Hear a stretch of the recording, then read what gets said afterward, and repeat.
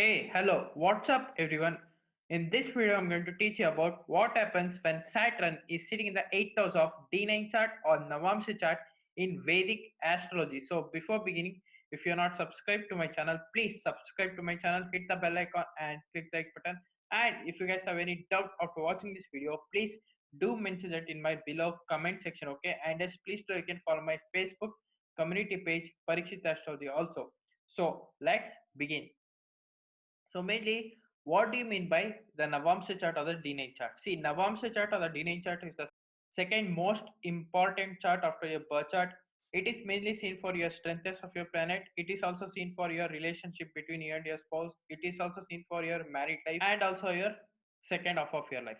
Now, Navamsa chart or the D9 chart mainly gets activated after your second half of your life or after 33 years or 36 years of your age. Now, coming to the strengthness of your planet.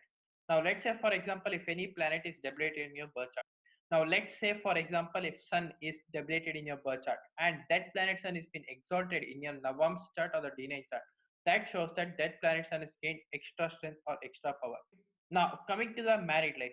See, every individual divisional chart, including the main birth chart, has its own Karaka planet or the significator planet, right?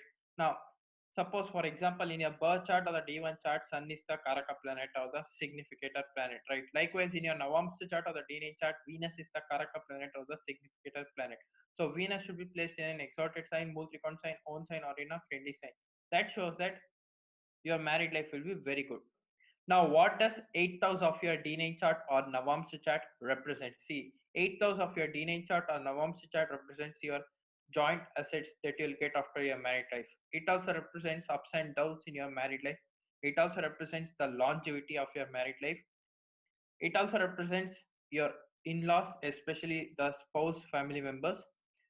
Now, what happens when Saturn is sitting here in the 8th house of the D9 chart or Navamsa chart? Now, what does planet Saturn represent? See, planet Saturn represents patience, hard work.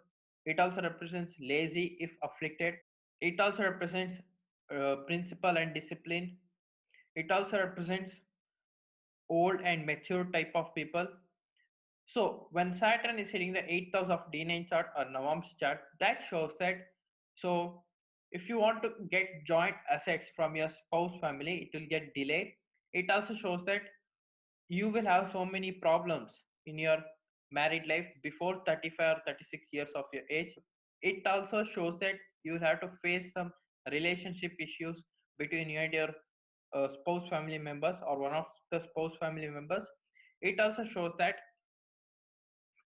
your married life will be very good after 33 years or 36 years of age. Now, if Saturn is afflicted here, then that shows that there will be a lot of ups and downs and there will be a lot of loss from the in-laws family. It also shows that you need to have a lot of patience and need to work hard after the married life if Saturn is in the 8th house and afflicted. Now, one thing I have noticed here is Saturn will be aspecting to the second house through its seventh aspect, right? Second house represents your new family. It also represents your income after your married life, especially your hard work after your married life, what you put in order to get the money, okay, from your job. So when Saturn is aspecting to the second house through its seventh aspect, that shows that you need to work hard regarding the money matters or regarding getting new family and all. Now, what happens when Saturn is sitting with planet Moon in the 8th house? Now, what does planet Moon represent? See, planet Moon represents your mother. It signifies your mind. It signifies your emotions. It signifies your happiness. So, when Moon and Saturn are sitting in the 8th house of your D9 chart or Navamsa chart, that shows that after your married life, your mother self might get affected. It also shows that you might be emotionally disturbed by your in-laws and all. It also shows that your mind will be always be in a disturbed manner and all. Now, what happens when Saturn is conjuncted with planet Venus? Now, what does Venus represent? It represents romance. It represents wife, especially in a man's chart. It represents luxurious life. So when Venus and Saturn are sitting in the 8th house, that shows that you will get lot of money after the married life, especially joint assets, but only after 36 years of age. Now, what happens when Saturn is sitting with planet Jupiter? Now, what does Jupiter represent? Jupiter represents Guru. divine knowledge, spiritual knowledge. Jupiter also represents teacher. So when Jupiter and Saturn are sitting in the eighth house, that shows that one of your spouse family member might be working in government sector or teaching sector or banking sector or in a professional way of accountant sector and all. Or one of your spouse family member might be an advocate also or lawyer also. Now, what happens when Saturn is conjuncted with Mercury? Now, what does planet Mercury represent? See, planet Mercury represents your intelligence, your communication, your business, analytics, and all. So, when Saturn and Mercury are conjuncted in the eighth house of your D9 chart or Navamsa chart, that shows that after your married life, you might use your brain in a wrong direction or in a wrong way because Mercury is sitting in the eighth house and your logical thinking will be in somewhere like a negative manner or negative thinking. Now, it also shows that one of your spouse family members might be interested in business things and all, starting up his or her own business. It also shows that you and your spouse might also start business and might get huge profits after 36 or 42 years of age. Now, what happens when Saturn is conjuncted with malefic planets like Sun, Mars, Rahu, Ketu? Now, that shows that there will be some disturbance from in-laws for you. Now, what happens if Saturn is with Sun? Now, what does planet Sun represent? Sun represents king, government, Sun represents politics, Sun represents higher authority, Sun represents boss, Sun represents fatherly figure. So, when Sun and Saturn are sitting in the eighth house, that shows that you might be facing some problems with your father in law. You might be facing some issues with the government or higher authority after your married life. Now, what happens if Saturn is with Mars? Now, what does planet Mars represent? It represents engineering things. It also represents aggressive nature of a person.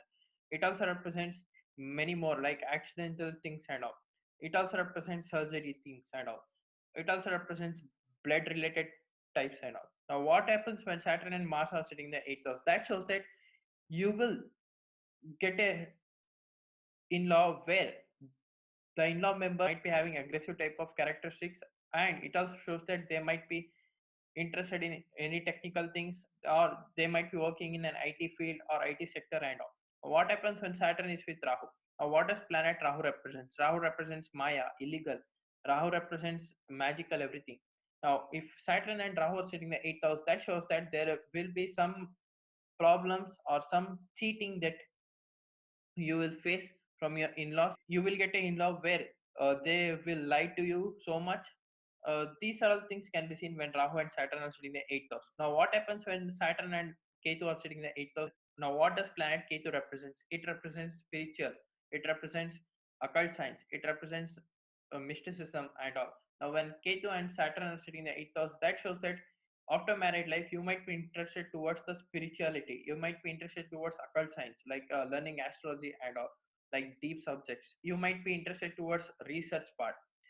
So these are all things that I mainly seen when Saturn is sitting in the eighth house of D9 chart or Navamsa chart. So yep, that's it for today, guys. If you're new to my channel, please subscribe below, or else I'll see in the next video. So if you want any consultancy, please to contact to my given below WhatsApp number, or else you can even mail me also. So until and unless, thank you, bye bye, love you, take care.